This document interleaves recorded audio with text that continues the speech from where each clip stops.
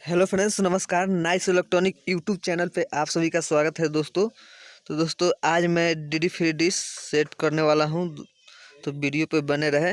आप अभी तक मेरे चैनल को सब्सक्राइब नहीं किए हैं तो नीचे एक लाल कलर का सब्सक्राइब बटन है, उसको दबाकर उसको उज्जर कर दीजिए और उसके बगल में एक बेल आइकन घंटी है, उसको भी उज्जर करना है। तो दोस्तों वीडियो पर बने रहे। कैसे हम डीडी फ्री डिश यहाँ पे हम सेट कर रहे हैं, आप लोग वीडियो को लास्ट तक ज़रूर देखें। A to Z प्रोसेस इसमें बताया गया है दोस्तों, आप लोग ध्यान से देखते रहिए, तभी आपको समझ में आएगा इस वीडियो में क्या क्या लगता है,